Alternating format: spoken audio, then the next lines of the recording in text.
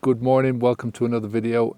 Today I'm just just come across the border into Spain, and today's video is about unplugging from alcohol and embracing the unknown. The more I understand about life, the more I realize how much there is to know and how little I really know, right? How little I can ever really know.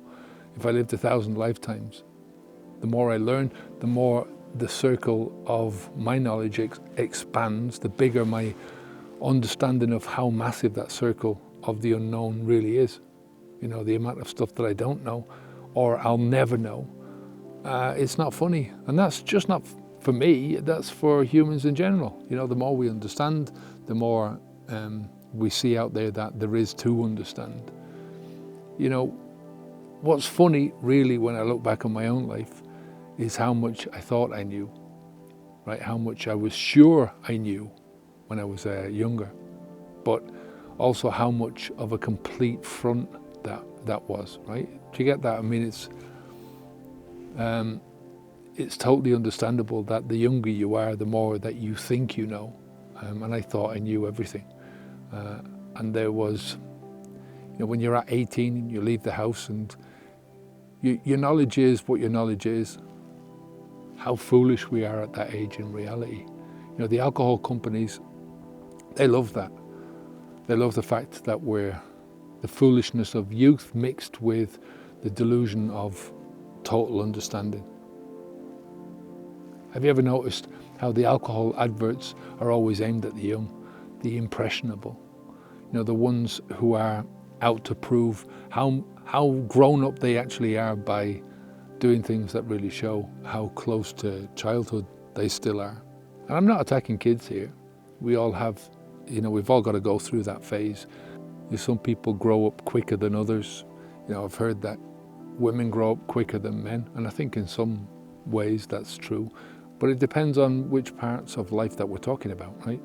I think we all mature in different ways, and a lot depends on what we've got to gain by that learning. And also a lot depends on what we've got to lose by that learning.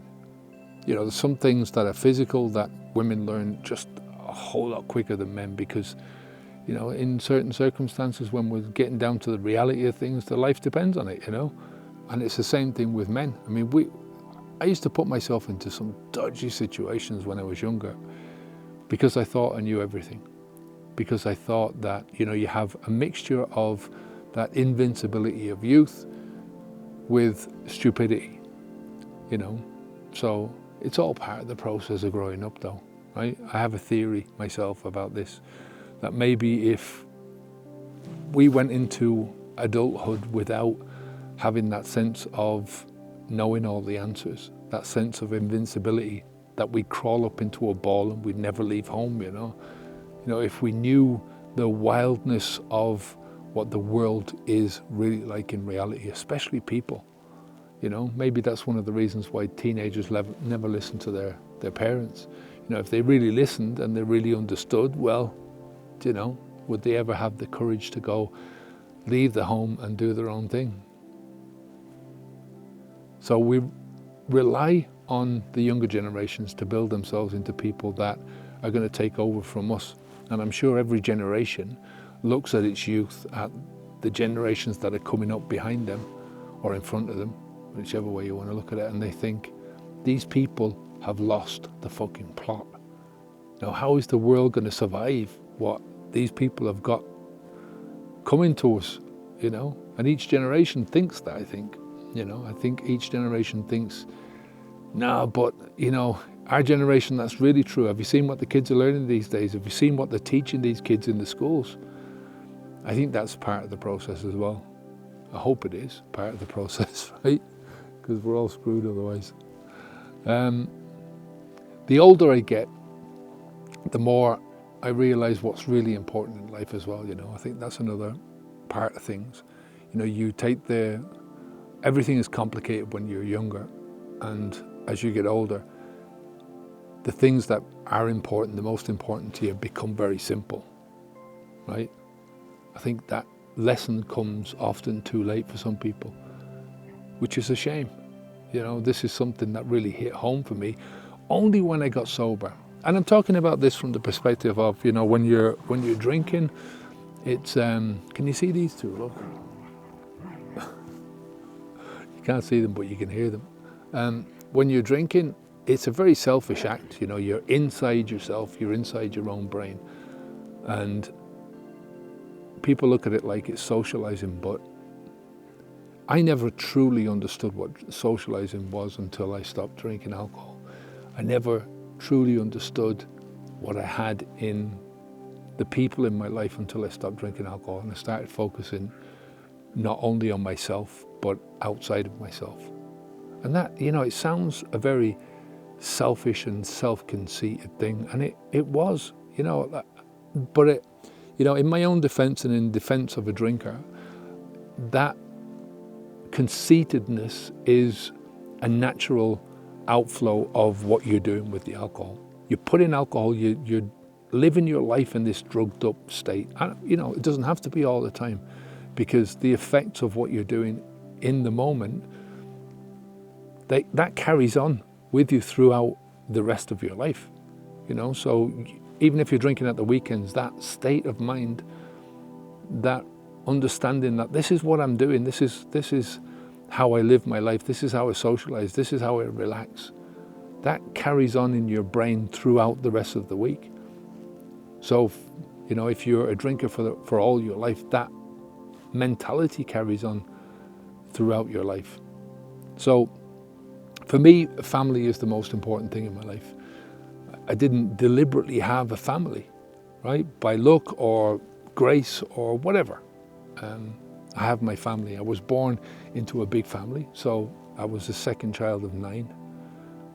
There was 4 boys, then 2 girls, then another boy, and then 2 more girls. That middle boy, I tell you, it's lucky he's not wearing dresses and stuff, but I'm glad I was born where I was born in the family.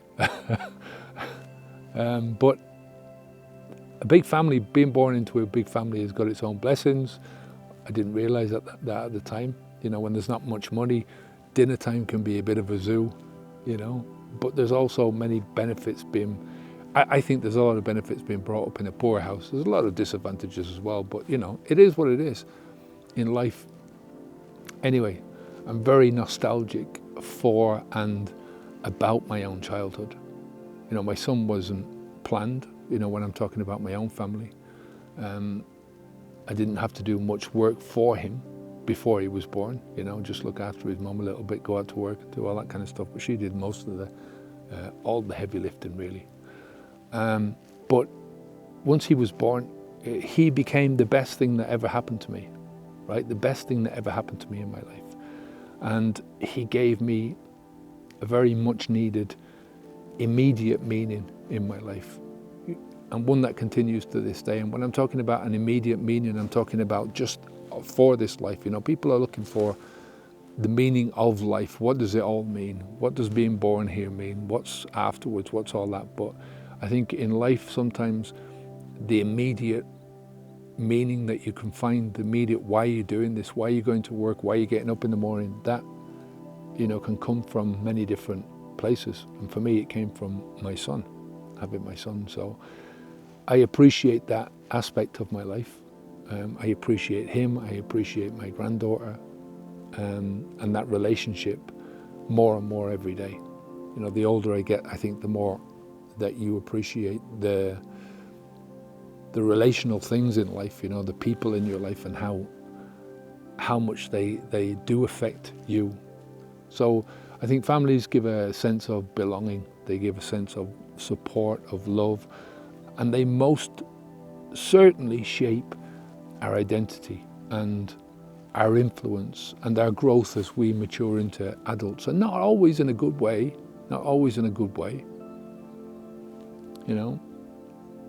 but that's part of the balance of life as well, no? I think you're sent out into the world as an unfinished article, right? Even though, the foundations have already been laid, and solidly laid, very solid foundations by the time you leave home. Some say that those foundations are laid by the time you're 4 or 5 or 6 years old and your personality is set. But it's when you leave home, when you escape the nest, that you really get to build on those foundations, right? And that's the biggest responsibility of life, I think. And it's up to you what you do. It's up to you how you live your life. All the choices are now yours. All the decisions are now yours, as are the trade-offs. You know, so you make a decision, and any consequence of that decision is also on you. So when you stand at that crossroads of decision making, especially regarding alcohol, it's often the unknown that holds us back, right? There's a course that we've got, the Beginner's Guide to Unplugging from Alcohol, and it offers you that first glimpse into what I think is a very much clearer and a brighter existence that's waiting for you on the other side of that door once you step across that threshold, right? And this guide lays down some very basic concepts that we cover in the Habits V2 program. It kind of gives you a gentle nudge towards understanding what's waiting for you when you unplug from alcohol, and helps you to start dissolving some of your apprehensions, the apprehensions that are clouding your progress, that are stopping you from making that progress. So the links are in the description below for both the guide and the full Habits V2 program. And you know, one of the beauties of life is that, as I said at the beginning, the future is a mystery. It's something that has to be feared because you're heading into unknown territory. So there's, you know, it's a good thing to be fearing that kind of stuff. But it's also something to be embraced as well, you know. Embracing the unknown isn't just about exploring what the world outside of you has to offer, right? What the world outside of you has to give you, but also digging within, right? Digging into the infinite universe within yourself, if you like, you know. I've learned so much about myself by exploring those inner depths. And usually when I'm out here, walking with the boys, exploring these mountains, you know, and as you step away from that veil of alcohol, the fog of alcohol, you should be prepared to find a lot of unexplored territory within yourself. So I'm happy to share this with you today. I know it's another bit of a ramble, but there you go. Sometimes that's what comes out. Take care of yourself. All the best for your journey ahead. Onwards and upwards, eh? Bye now.